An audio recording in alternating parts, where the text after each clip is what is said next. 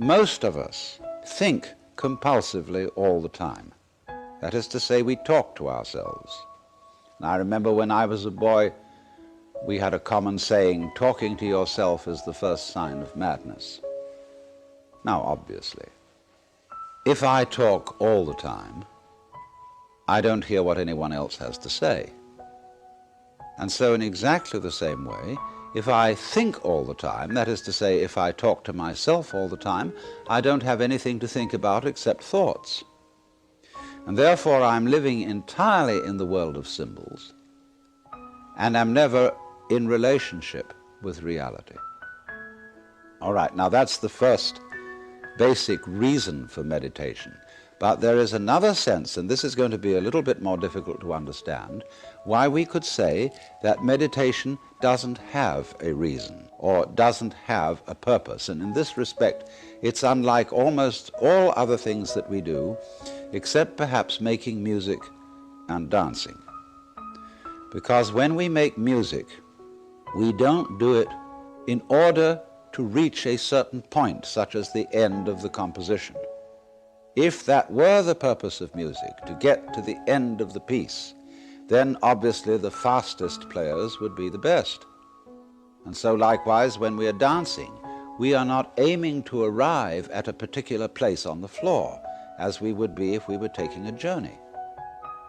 When we dance, the journey itself is the point. When we play music, the playing itself is the point. And exactly the same thing is true in meditation. Meditation is the discovery that the point of life is always arrived at in the immediate moment. And therefore, if you meditate for an ulterior motive, that is to say, to improve your mind, to improve your character, to be more efficient in life, you've got your eye on the future and you are not meditating. Because the future is a concept. It doesn't exist. As the proverb says, tomorrow never comes. There is no such thing as tomorrow. There never will be, because time is always now. And that's one of the things we discover when we stop talking to ourselves and stop thinking. We find there is only a present, only an eternal now.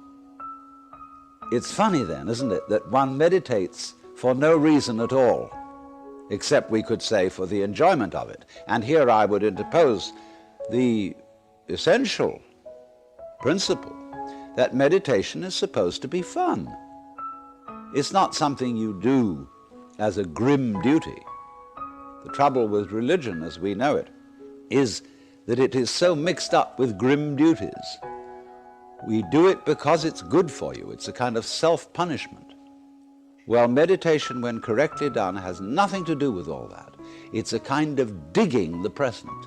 It's a kind of grooving with the eternal now, and brings us into a state of peace where we can understand that the point of life, the place where it's at, is simply here and now.